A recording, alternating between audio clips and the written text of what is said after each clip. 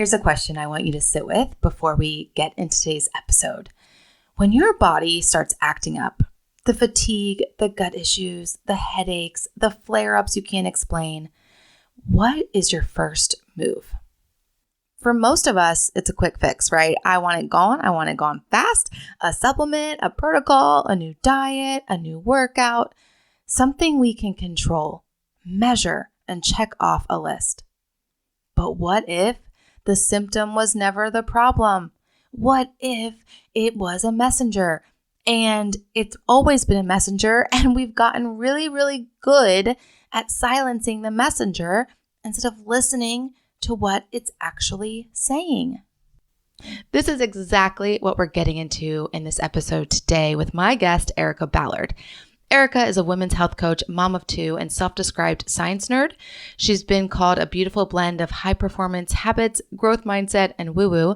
Her work is about decoding what the body is communicating physically, emotionally, and spiritually so women can stop fighting their bodies and start actually healing.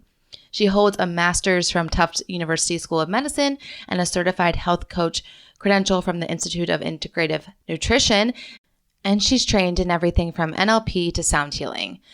Before building her own practice, she spent over a decade in public health and healthcare.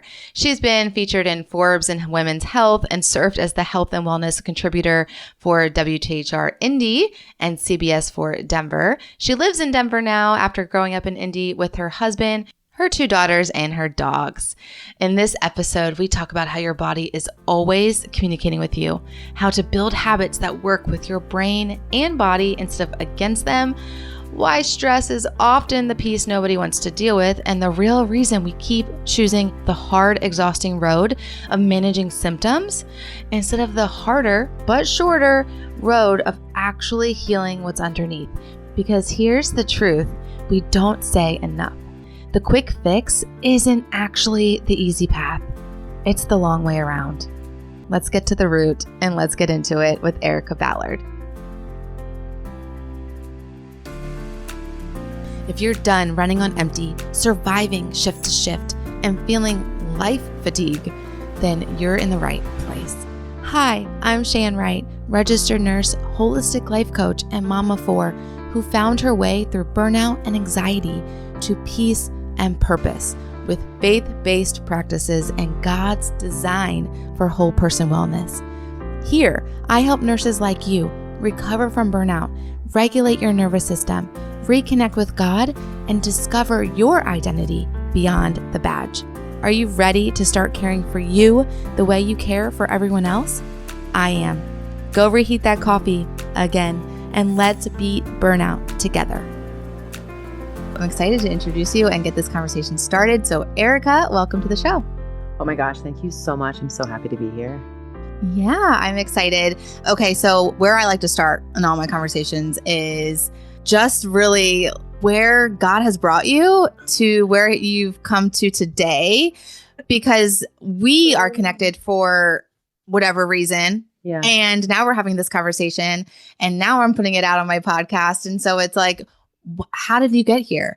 And you can obviously take that in a million different directions. So just lead the way. Yeah. So I think it's probably best to start with, like, for me, most of my life, I hated the way I looked and felt. Like, I just hated it. And I know that I'm not an ugly person. Do you know what I mean? Like, and I know that I'm a fairly tiny person. And but I just beautiful. thank you. But I hated it. Yeah. The quick and dirty of it is, right, like, I went on a mission to figure out, like, how to look different. What happened? So most of my life, particularly in career, I was like, I'm going to figure this out. And that's how I ended up in health. Right. And so I worked in global HIV/AIDS to start with. I wanted to help people, but I was like still obsessed with this body of mine and trying to like cut calories and i.e. starve myself and like do these different things to feel better. And on this journey, I was just trying constantly, unconsciously and then consciously trying to get myself into health. And so I ended up working at a PR firm because I didn't know if I was good at communications or if I was good at health or if that was my interest. Turned out I liked health. I ended up at a medical school, Tufts University on the East Coast, kept learning and learning and learning about health. And all the while I'm working in public health, right? And with health organizations, I felt terrible. and I was bloated. My skin wasn't great and I couldn't drop the weight. And it just really, really confused me. And I mean, I worked in cardiovascular disease organizations. I worked in employer-based wellness places. And it was just like, I lived in this world and I could not look the way I wanted to. And then by the grace of God, literally, this thing called the Institute for Integrative Nutrition popped in my purview. And I had already paid off my master's degree from Tufts University School of Medicine. And I was like, it's fine. Let's clear out my savings. And I went to this Institute for Integrative Nutrition and it changed my entire life. In all of my years, right, of like working in this field, we never talked about food as like food. It was always calories, right? Like it was never like, hey, food is information. Food is a healing modality. It was just like food is calories. And so I learned that food is more than calories, right? Food is information. Food is data. Food is, here's what real food is versus here's what process, like never once was that like really part of the conversation in my world. So I learned all that. And then I learned these things like meditation, stress management, all of that. And what I tell people is in like 6 months, I was down like 2 sizes. Like my mom could hang out with me again because I wasn't so crazy. And my mind was as quiet as it ever been.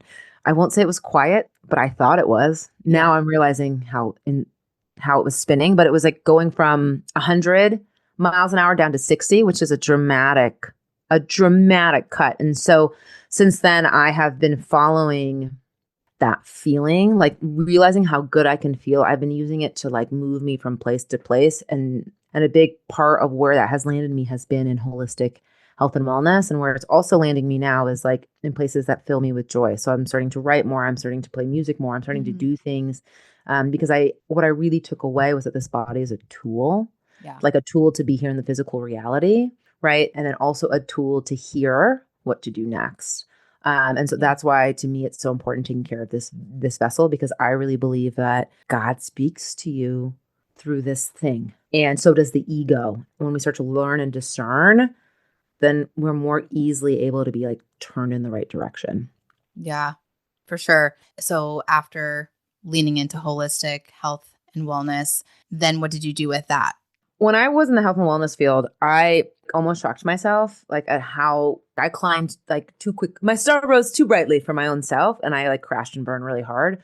So when I lived in Indianapolis, I became the health and wellness expert for WTHR. And then I was like the Fox 59 call-in. Like if they needed somebody, I spoke at like various conferences, and I was everywhere in Indianapolis for this. And about 3 years in, I got pregnant and then I had a miscarriage. And it rocked my world. God was like, it's not just this. Like, it's not just this. And so I got pregnant 3 months later, but it spun me on a journey of like, okay, then what is it about? Because I was starting to lose a little interest in health and wellness. Like I couldn't talk about a calorie again. I couldn't talk about zinc again. But instead of listening to that, I just kept pushing through to try to rise up. And it was like it was like a universal hug, but it felt like a universal smack. And so then I started a journey of like really diving deep into like, what is this body? If it's not just to like help move us forward, like if it's not just to like help us do our job. Cause I was still in that very much mindset of like the physical is the physical is the physical is the physical. And I will tell you, and then I will stop talking, but like the thing that's coming up for me, the big thing that really helped when I had my miscarriage, the voice, Karen, I talk about Karen Kenny all the time. The voice in my head that helped like really move me forward was this woman. I saw her speak at a business conference. Her name is Karen Kenny. Everyone should follow her. She's amazing. She did a whole talk about A Course in Miracles. And at the end of it, she literally said, the world needs saving and God sent you. And like that to me, like when everything was like starting to crumble, body and career, I was like, okay, I'm here for something more. But I was too scared and I've got to listen. And I've been on this like, not 7 years, 6-year journey of really, really, really listening. Really listening. Yeah. Yeah. Yeah. And doing, right? Like you can listen, but are you hearing? Are you acting on it? Are you obeying? That's so, so good. Okay. So let's get into like some of the nuts and bolts of this. So you talk about decoding the emotional and spiritual signals with the physical ones, not just physical.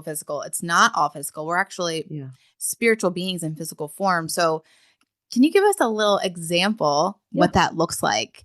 Yeah, I can give you one Yeah. fresh in my mind with a client right now. So the only reason I want to emphasize I went to a med school is because I want you to understand just how crazy this conversation would have been to me Yeah.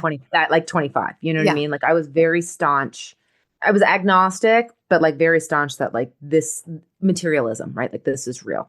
Mm-hmm. So when I say things like disease is dis-ease, I understand if you are rolling your eyes right now. Like I'm got it. And I stand by it. So I have a client. I love her. She's amazing.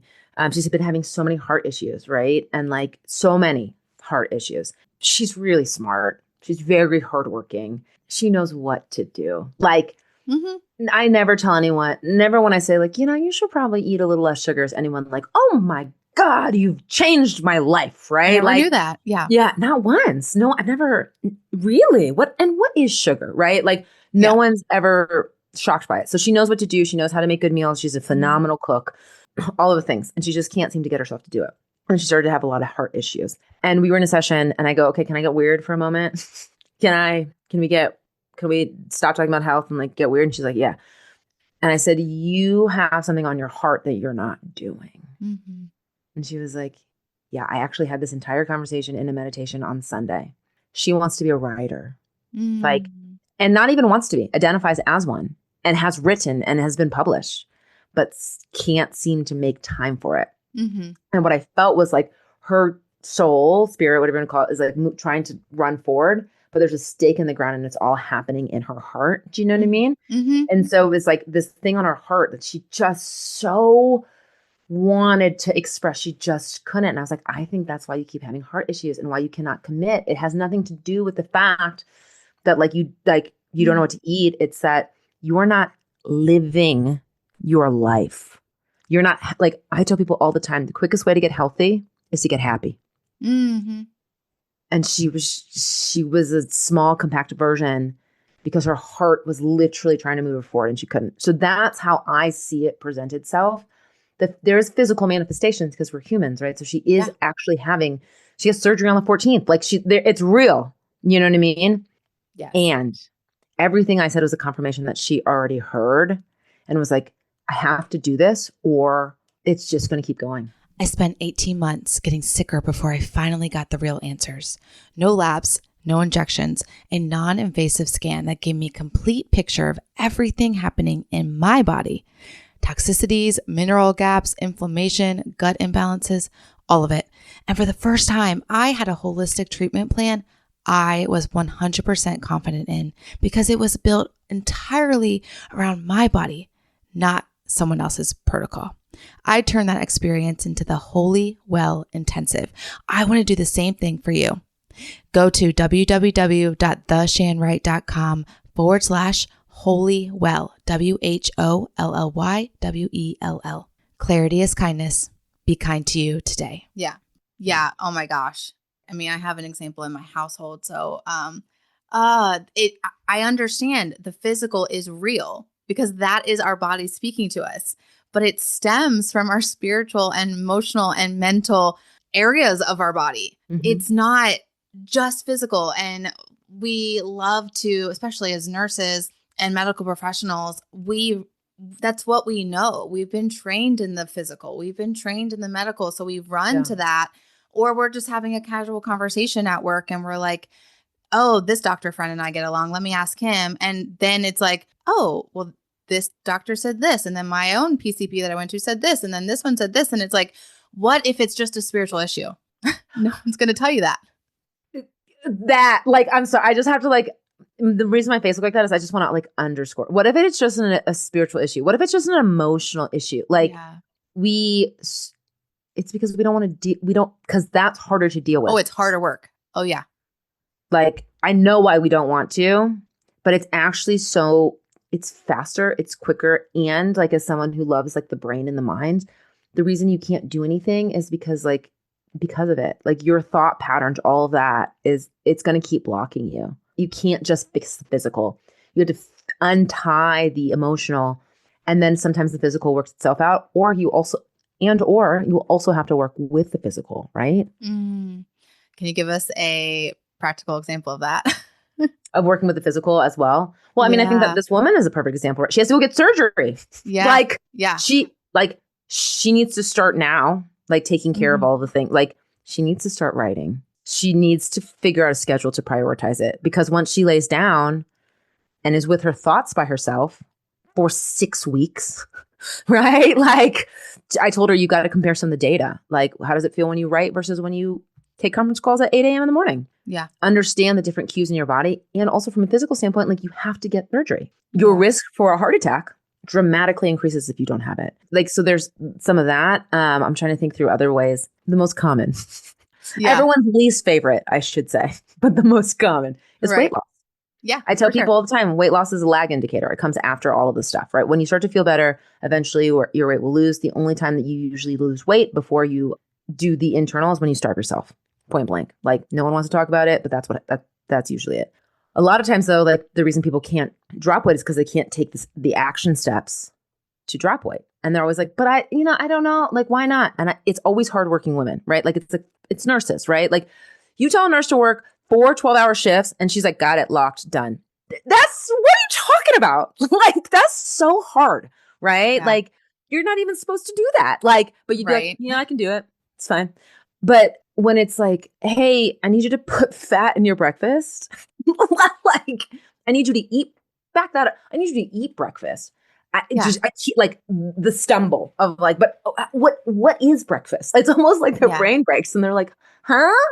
How do you find time to eat breakfast? And it's like, okay, we have so many things to unpack. And what I'm saying there is, right, you have all these thoughts and beliefs and opinions about you actually taking care of your body. It's not the breakfast that's hard because you just picked up an extra shift, right? It's like the actual mental state of it, and then how you feel about yourself. And then your self-belief about you is what's dictating what you're doing. And you think it's about the egg muffin, you know? And so like, that's when you start to undo that work, the physical, like mental, and then eventually physical, because you do have to start you can't eat a donut every morning and expect results. So I think that's a more tangible. So what's coming up for me right now is this word consistency, because I can see as a nurse, the 4 12-hour shifts. Well, I can do that because I know that's really, really hard, but I know on the other side of it, it's going to be over. I'm going to have my vacation or whatever it may be. I'm going to have 7 days off.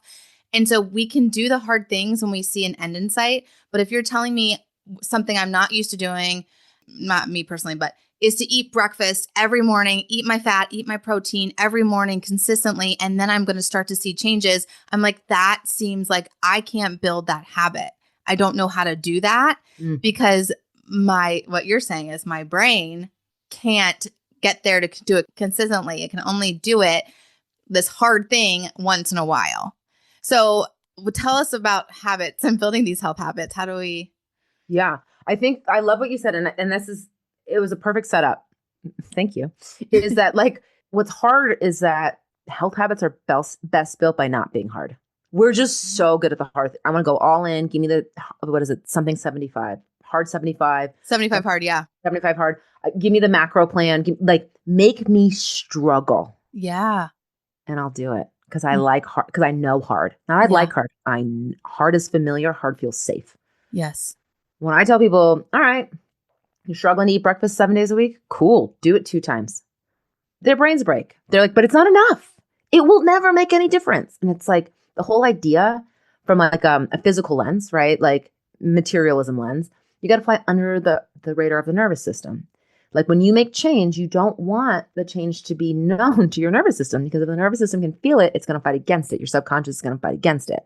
Yeah. When you take the small steps, it's not even worth it to look at, right? But then it feels good, right? Then you have more energy and your body goes, oh, this might be all right. Oh, okay. So you're building momentum in these small steps, not massive stretch goals, tiny little pieces that put input into your data. From a spiritual stance, right? You're going to fly under the radar of the ego.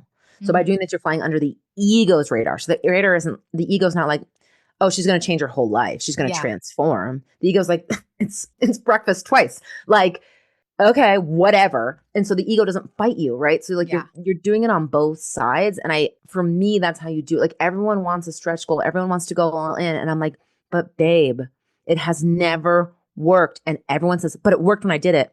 Well, guess what? If it doesn't work long term, it didn't work. If you fell back, it didn't work. If it's not working now, it didn't work. Like, you need a plan that works. And the way that you do it, if you fly under the radar of the nervous system, under the radar of the ego, and you do it like with small incremental steps. That's how you build habits. That's why James Clear is so famous for saying, like, just put on your shoes and that's enough before, you know what I mean? Yeah. No, gosh, it's so good. Okay. So we know these things. So let's just say my listeners, they know these things. They've heard them from me and other guests plenty of times, but there's this gap between knowing and doing. How do we tell ourselves it's okay to just start with the small thing? How do we do that? Yeah. It's going to sound counterintuitive and they're going to hate it. They're going to hate it because I did and everyone does. Not one client is ever like, great, I'll do it. Myself included. When my mentor taught it to me, I was like, get out of here. This is what I mean by it's counterintuitive. We've been taught to positive think our way forward. You go to positive thinking after you feel your feelings. So when you're like, I know I should do it, but I don't want to, instead of being like, no, I'll just put on my shoes and I'll walk out the door. Stop. Take a deep breath and start to watch your thoughts. And if you can't watch them or you're too deep in them, go find the feeling in your body. Mm-hmm. Close your eyes and talk to that feeling. Like, let it say all it needs to say. Like, it's why if you can catch it early, you can just watch your thoughts. But if it's in your body, watch what it has to say. Let it go. And everyone's like, but I'm going to get lost. I'm going to be there for hours. Maybe. But like, that's okay because it's going to be so much easier the next time. But that's how you do it. You say, oh my God, I'm resisting. I have a conflict in my body. I'm so scared. Okay, let me just watch it. And what you're going to start to learn is it's just energy. Mm-hmm. It's just an old belief pattern. And then once it goes, then you fill yourself up and say, all right, let's go do this. Because the truth is, when you let your feelings be felt, when you let your thoughts be seen, two things happen. One, you recognize that you're the witness. Oh, I'm not the crazy, right? Like, I'm not this feeling. I'm something else. What else could that thing be? And you and I are like, spirit. And then as you start to watch it, it gets quiet. And you know what gets in there when it's quiet? God. Like, you know what gets in there? The truth. You know what gets in there? Your highest self. So now when you're quiet, you can actually hear the message. Or you can sit in the stillness and love. And when in that space, it's very easy to then go, it's not that hard. And you just put on your shoes and you walk out the door. It's that. So that's what I would say is like, stop fighting the feeling, dive into it, then pick up all your self-growth stuff about positive thoughts and all that, and then move forward. Yeah. That's so good. Yeah. I find that with nurses, we know all the things. We don't ever stop still to feel the feelings and to feel what's happening in our body, and then to actually take action on that, because then we're doing the next thing. We're helping someone else. Let's picture you are sitting across from a nurse right now who is exhausted, inflamed, inflammation everywhere, running on caffeine and adrenaline, gaining weight despite eating less and starving herself on shift because she's not eating on shift at all. What is the first thing you would tell her? I just want to acknowledge like how hard being a nurse is. Like, here's the thing. I work with very high level, like VPs, blah, blah, blah. They're sitting at a computer all day. I tell them all the time, it's not life or death. Guess what? Guess what? For some of y'all, it is. Yeah. Like, so I think we have to acknowledge. So the first thing I would say is like, let's acknowledge that your job is really hard and overwhelming. I think that's the first, like, this is a really challenging place to try to get healthy. Like literal, like that you have a unit, trauma unit, like there's trauma all around, right? So I think first we'd have to acknowledge that like, this is a lot, like a lot. The second piece I would say, and this is what I do with everyone, is I would say, well, how can you nourish your body today? Mm-hmm. What would be the easiest way to nourish your body? And for you, it's going to be different than it is for me. Mm-hmm. Mine almost always is drink more water. Almost always. Or like get out in the sun. Mm-hmm. For other people, and from most of the women I serve, it's to eat breakfast. Like, do you know what I mean? Like, but it's like, what is it? Not how do I lose weight? Not how do I, drop a pant size? Like, what would nourish you best? Like, what would serve you best? And then whatever that thing is, whether it's as quote unquote simple as drinking water, which is not simple, right? Because when you think about all the mechanisms in your brain and in your body to get water into a cup and then into your mouth, like millions of things have to take place. So it's not like super simple. Do that, and do that not every day. Commit to it a couple times a week. And then let's go grab the data. Did it work? Did it not work? What got in your way? What didn't get in your way? Right? It's like, do one thing that you know would nourish your body, and then self-reflect. That would be, because this idea of bulldozing when you're already in fight or flight, which is like where nurses spend minimum of 12 hours a day, because even if you're on a 10-hour shift, you're taking that home with you, and don't think you're not. You know what I mean? Like, so you need your wind down period is way longer than most people's wind down period. So like 12 hours a day, you're probably in fight or flight. Okay, great. Let's acknowledge it. And like, what do we need to do to nourish our body? Because you actually will never drop weight unless you starve yourself when you're in survival mode. So we've got to teach your body how to move into thrive, and we do it through nourishing it, not punishing it. Yeah. You just said a word that I was thinking about lately, survival mode. Well, 2 words, but Phrase. I was thinking about that the other day. One of my coach said it. She said, she's a lawyer. She's done actually all the things. And she's like, I would have admitted I'm in survival mode. And I felt that. I was like, oh yeah. When I was in burnout mode and living as a perfectionist, knowing I'm a high achiever and I'm going to have my expectations really high and I'm going to do my best to meet them, I never would have admitted, oh yeah, I'm living in survival mode. Totally. Because that is all that you know.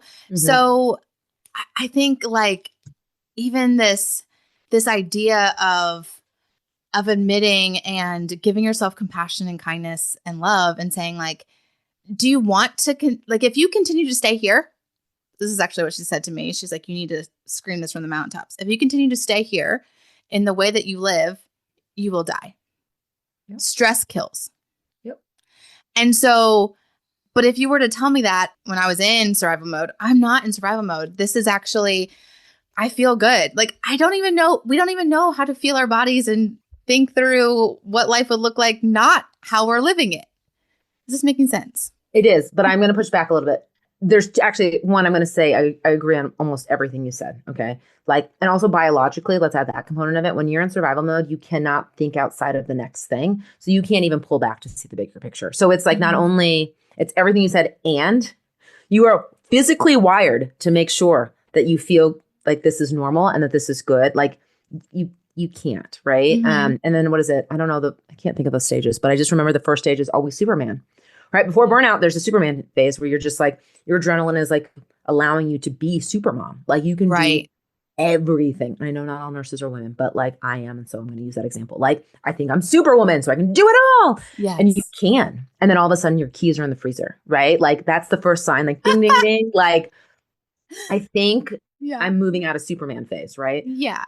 So one, I want to just acknowledge all that's true. And what I have found, even when I was in it, like, and I would make the argument, I am just now getting out of it, right? Like even as someone who has probably more joy than most people, who has a very relaxed life, all things considered, like I'm just starting to move out of it because there is residual effect of it, right? Yeah. But I would say that like there's always a ping, like talking about faith, right? We know. Like something in us always says, is this right? So I say you can either get the whisper or the Mack truck. Like God will whisper. And when you don't listen, he will send in the universal Mack truck. Like it's up to you. But like I knew every single time that when I was crazy is the only way I can, like I was insane. Like I know enough nurses to know like how insane nurses can be. Okay. And I want to just say that I've met the level. Like I've met it. Like I've been there. And so it's like, you went to med school. It's like, I understand how crazy it can be. And it's like, and how crazy I was. But even in my crazy, I could hear like, this is not right. Yeah. I always knew like, you took the left, you should have gone right and you know it. But now you're in this lane. And you got to deal with the consequences. Like we always hear little pings. So it's like, yes. And in our quiet stillness, we know. Yeah. And your body, like take this full circle. Your body is telling you, like when you feel the little heart palpitation, you don't write it off as, well, I had too much caffeine today. That's literally your body telling you. Or you go down and you lay down at night and every muscle in your body hurts. And you're like, Do you think this is how God wanted you to live your life? He doesn't want that. If he loves you so much, do you love you so much? Like, yeah. It's like the free will piece. I'm just like, come on, man. Like drive the bus a little. Like, you know what I mean? But it's like, yeah, like when you have that stomach ache going into work. Oh, yeah. Like, that's not normal. Yeah. The Sunday scaries, we've normalized it. That's not normal. They're there and you know it. You just, and I have so much sympathy and I have so much empathy. It's just really hard because if you pull that string, your identity has to shift. And some of us just aren't ready. And that's okay. That's okay. But just admit that it's not like that you're not ready. Because when you admit it, it makes room for the truth to come through. Yeah, that's so good.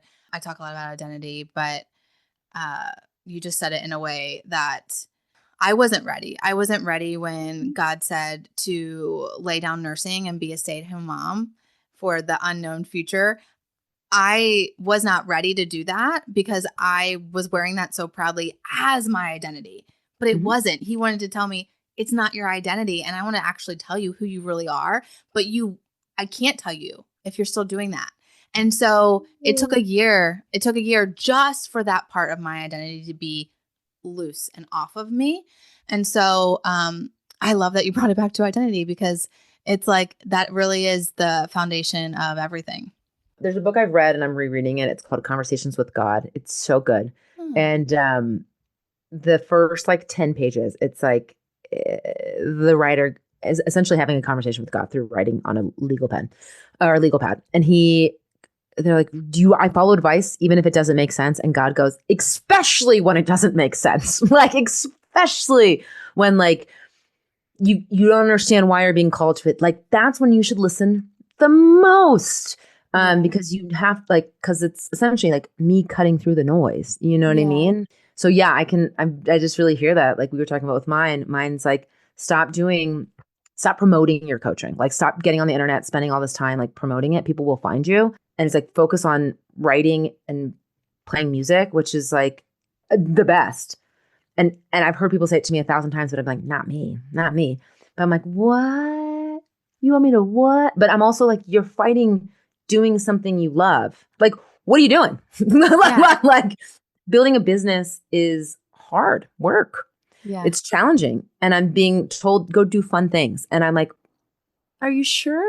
It's exactly what you were talking about before, like doing the hard thing. Yeah, exactly. And I did it, right? Like I told you before we hit record, like I will scream all the way down to surrender, but I'll do it. And so like I will be upset about it. And I'm working on not being upset about it because I really wasn't that mad, but it was a shift in identity. Like, but I'm the person, like I spent a decade knowing how to be on TV, how to be like, what do you mean? Like I'm a personality, right? Or I'm working towards being one. And it's like, we don't need that part of you. Like that part of you is helpful. It served you in that time. And now. And now I just want you to like figure out like how you would actually show up as you. So, yeah. That's so fun and exciting. And I can't wait to see what happens. Okay. So I hate to wrap this up, but time tells us we should. So is there any last words of wisdom you would like to share?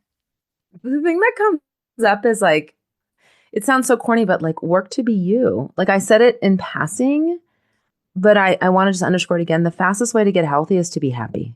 And the fastest way to be happy is to figure out who you are and what you like and what you want to do.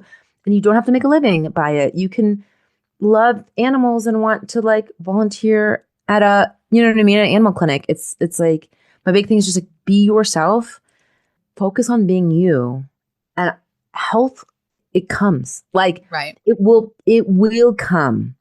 Like I say to people all the time, there's multiple ways to get healthy and it's not just eating an omelet for breakfast, right? Like you can get happy too. So the thing that comes through for me is like be as much of you as you humanly can be, and health will take care of itself. Yeah. I love that.